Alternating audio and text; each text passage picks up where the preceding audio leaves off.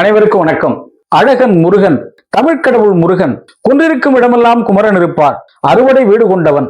ஏன் இன்னும் பல்வேறு இடங்களில் தமிழகத்தில் முருகன் கோயில் கொண்டு எழுந்தருளியுள்ள அத்தனை தலங்களிலும் பக்தர்கள் வந்து அவர்களுடைய எண்ணங்களை சொல்லி, அவர்களுடைய நோக்கங்களை சொல்லி முருகனுடைய அருளை பெற்று செல்லுகின்ற ஆலயங்கள் பல உண்டு என்று எல்லோருக்கும் தெரியும். அப்படி முருகன் தான் விரும்பி கோயில் கொண்டு அமர்ந்த ஒரு இடம், தான் குடிகொண்டு அமர்ந்த இடம் என்ற காரணத்தினால் இந்த ஊருக்கு பெயர் கந்தன்குடி என்று பெயர். அப்படி கந்தன்குடி என்ற ஒரு ஆலயத்தை பற்றியான செய்தியைத்தான் இன்றைய நம்முடைய முத்தமிழ் பார்வையில் நாம் தெரிந்து கொள்ள இருக்கின்றோம். ஆலய தரிசனத்தின் வாயிலாக வாருங்கள், உங்களை கந்தன்குடி என்ற அழகிய ஒரு கிராமத்திற்கும் அங்கு வீற்றிருக்கக்கூடிய கந்தன் குடிகொண்டிருக்கக்கூடிய அந்த ஆலயத்திற்கும் அழைத்து செல்கின்றோம்.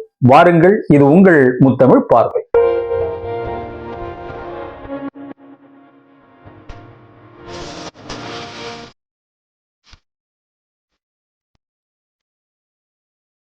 கந்தன் விரும்பி தான் தங்கி இருக்க குடிகொண்டு இருக்கக்கூடிய ஊர் என்ற காரணத்தினால் இந்த ஊருக்கு கந்தன்குடி என்று பெயர். அவர் கோயில் கொண்டு எழுந்தருளி இருக்கின்ற காரணத்தினால் பக்தர்கள் கோயில் கந்தன்குடி என்றும் இந்த ஊரை அழைக்கின்றார்கள். தமிழகத்தில் முருகன் ஆலயங்கள் இருக்கக்கூடிய இடங்களை பார்க்கின்ற பொழுது கண்கொள்ளா காட்சியாக இருக்கின்ற ஊர்கள் பல உண்டு இல்லையா? அந்த விதத்தில் தஞ்சை தரணி என்றாலே செழித்து வளர்கின்ற வயல்வெளிகளும் அங்கே இருக்கக்கூடிய அந்த இயற்கை அழகும் பார்ப்பதற்கு ரம்யமாக இருக்கும். அப்படி ரம்யமாக இருக்கக்கூடிய ஒரு பகுதியில்தான் இந்த ஆலயம் அமைந்திருக்கிறது.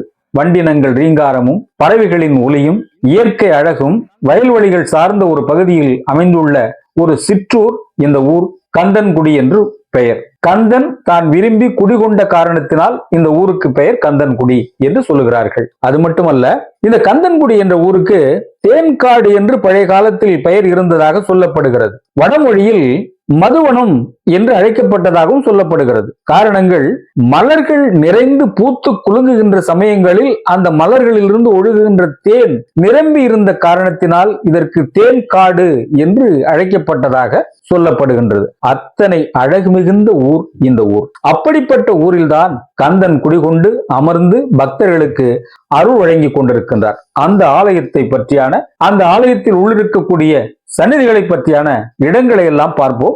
வாருங்கள். அதற்கு முன்னதாக இந்த ஆலயம் வீற்றிருக்கக்கூடிய ஒரு அமைப்பை நாம் தெரிந்து கொள்ள வேண்டும் என்று சொன்னால், இந்த ஆலயத்திற்கு தெற்கே அப்பெருமான் ஐக்கியமாகிய தலம் திருப்புகலூர். இந்த ஆலயத்திற்கு மேற்கே மாகாளி தவம் புரிந்த திருமாலம் என்ற ஊர் இருக்கிறது. இந்த ஆலயத்தினுடைய வடகிழக்கு பகுதியில் பத்ரகாளி அருள் புரியக்கூடிய அம்பகரத்தூர் என்ற தலம் இருக்கிறது. இந்த ஆலயத்திற்கு கிழக்கே சனீஸ்வரன் தனித்த கோயில் கொண்டு எழுந்தருளி முக்கிய ஒரு தலமாக சொல்லப்படுகின்ற திருநள்ளாறு என்று திருத்தலம் இருக்கிறது. இந்த தலங்களுக்கு மத்தியில் மையமாக இருக்கக்கூடிய தலம்தான் இந்த கந்தன்குடி. இந்த ஆலயம் கிழக்கு நோக்கி இருக்கின்றது.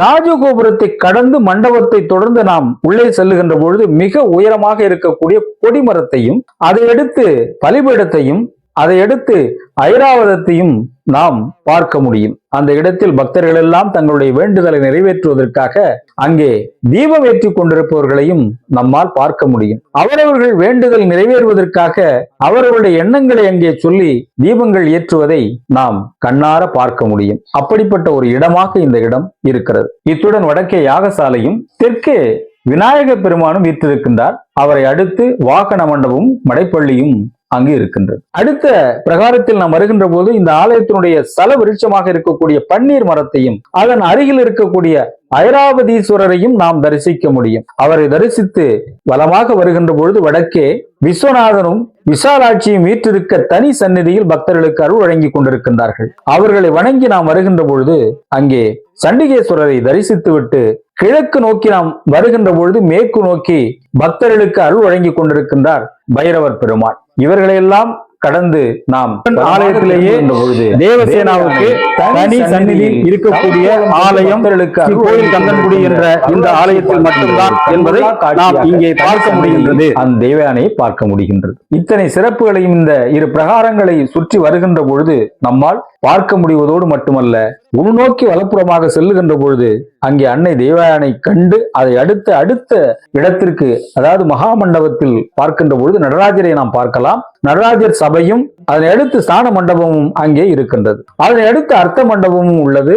அர்த்த மண்டபத்தை சார்ந்துள்ள கர்ப்பகிரகத்தில் ஸ்ரீ சுப்பிரமணியர் வள்ளி தேவயானுடன் நின்ற திருக்கோலத்தில் பக்தர்களுக்கு அருள் வழங்கி கொண்டிருக்கின்றார். இத்தனை அழகு காட்சிகளை, இத்தனை சிறப்புகளை இந்த ஆலயத்தை நாம் வலம் வருகின்ற பொழுது ஒவ்வொன்றாக பார்த்து நம் மனமுருகி நம்முடைய எண்ணங்களை இறைவனிடத்தில் சொல்வதற்கான ஒரு இடமாக இந்த இடம், கந்தன் குடிகொண்டிருக்கின்ற இந்த ஊர் அமைந்திருக்கிறது. இந்த ஆலயத்தில் இத்தனை இடங்களை எல்லாம் பார்க்கின்ற பொழுது இந்த ஆலயத்தை பொறுத்தவரையில் ஆண்டுதோறும் பல சிறப்பான விழாக்களை அவர்கள் கொண்டாடி கொண்டிருக்கின்றார்கள். வைகாசி மாதத்தில் விசாகமும், ஆடி மாதத்தில் உத்திராடமும், ஆடி மாதத்தில் திருக்கார்த்திகையும், தை மாதத்தில் திருக்கார்த்திகையும், கார்த்திகை மாதத்தில் சோமவாரங்களும், மார்கழி மாதத்தில் திருவாதிரை திருவிழாவும், பங்குனி மாதத்தில் உத்திர திருவிழாவும், மாதந்தோறும் கார்த்திகை திருநாள் வெகு சிறப்பாக இந்த ஆலயத்தில் நடைபெற்று கொண்டிருக்கின்றது. அப்படி சிறப்பாக நடைபெற்றுக் கொண்டிருக்கின்ற இந்த ஆலயத்தை நோக்கி பக்தர்கள் வந்த வண்ணம் இருக்கின்றார்கள். அந்த பக்தர்களிடம் நாம் இங்கு வருகின்ற நோக்கம், அவருடைய எண்ணம், அவருடைய வேண்டுதல் என்ன என்று கேட்கிற பொழுது, இந்த முருகனை நாம் தரிசிக்கின்ற பொழுது நமக்கு கிடைக்கின்ற பலன்கள், அதாவது தீமைகள் அழியும், திருமணம் கைகூடி வரும், குழந்தை பேறு கிடைக்கும், நோய் நீக்கும், குற்றங்கள் மன்னிக்கப்படுகின்றது, அது மட்டுமல்ல பகைவர்களுக்கு அருளப்படுகின்றது என்று சொல்லுகின்றார்கள் பக்தர்கள். இத்தனை சிறப்பு மிகுந்த இந்த ஆலயம், தொடக்கத்தில் இந்த ஆலயத்தை பற்றி சொல்லுகின்ற பொழுது தேன்காடு என்று நாம் சொன்னோம். தேன்காடு என்று சொல்லுகின்ற பொழுது நம்முடைய நினைவுக்கு வருவது தேன் தமிழ் சொட்டுகின்ற திருப்புகழை பாடுகின்ற அருணகிரிநாதர் பெருமான் இந்த முருகனை நோக்கி என்ன சொல்லி இருக்கின்றார், என்ன பாடல் தந்திருக்கின்றார் என்று நினைக்க தோன்றும் அல்லவா? இந்த கந்தன் குடியில் குடிகொண்டிருக்கின்ற முருகனை பற்றி அருணகிரிநாதர் பெருமான் அழகான ஒரு பாடல் வழங்கி இருக்கின்றார். அந்த பாடலை நாம் செவியார கேட்கிற பொழுது உண்மையில் இந்த ஊர் எப்படி இருந்திருக்கும், இந்த முருகன் எப்படி பக்தர்களுக்கு அருள் வழங்கியிருப்பார் என்பதை நம்மால் புரிந்து கொள்ள முடிகின்றது. எந்தன் சடலங்கம் பல பங்கம் படும் தொந்தங்களை என்றும் துயர் ஒன்றும்படி ஒரு நாளே இன்பம் தரு செம்பொன் கடல் உந்தன் கடல் தந்தும் பிணை என்றும்படி வந்தங்கிட மயிலேறி வந்தும் பிற சண்டம் பகிரண்டம் எங்கும் திசை மண்டும்படி நின்றும் சுடரொளி போலும் வஞ்சங்கடு கொண்டும் திரு நெஞ்சம் துகளென்றும் கொள்ளும் வண்டம் தமிழ் அன்பம்பமும் ஒழியாதோ தந்தன் தனதிந்திம் என என்றும் பல சஞ்சங்களோடு தஞ்சம்புரி கொஞ்சும்புரி மணியாரம் சந்தந்தொளி கண்டும் புயல் அங்கம் சிவன்பதி சம்புந்தொட நின்றும் தினம் விளையாடும் கந்தன் குகன் என்றும் குருவென்றும் தொழுமன் கவி கண்டுந்திட அன்றும் பொடி வருவானே கண்டின் கனி சிந்தும் சுவை பொங்கும் புனல் தஞ்சும் சுனை கந்தன் குடியில் தங்கிய பெருமாளே என்று அருணகிரிநாதர் பெருமான் இந்த கந்தன்குடியில் வீற்றிருக்கக்கூடிய முருகனை தன்னுடைய திருப்புகளால் இப்படி பாடியிருக்கின்றார். இத்தனை சிறப்பு வாய்ந்த இந்த திருத்தலம் திருவாரூர் மாவட்டம் நன்னில மட்டத்தில் கும்பகோணத்திலிருந்து காரைக்கால், மயிலாடுதுறையிலிருந்து காரைக்கால் செல்லுகின்ற சாலையில் பேரளத்திற்கும் திருநள்ளாருக்கும் இடையில் இருக்கக்கூடிய ஒரு அழகான சிற்றூர் இந்த கந்தன்குடி என்றும் கோயில் கந்தன்குடி என்றும் அழைக்கின்ற இந்த சிற்றூர். இந்த ஊரில் வீற்றிருக்கக்கூடிய முருகனை நீங்கள் இப்பகுதிக்கு வருகின்ற பொழுது தரிசித்து அவன் அருள் பெற்று இன்பத்தோடு இருக்க முத்தமிழ் பார்வை உங்களை வாழ்த்தி மகிழ்கின்றது.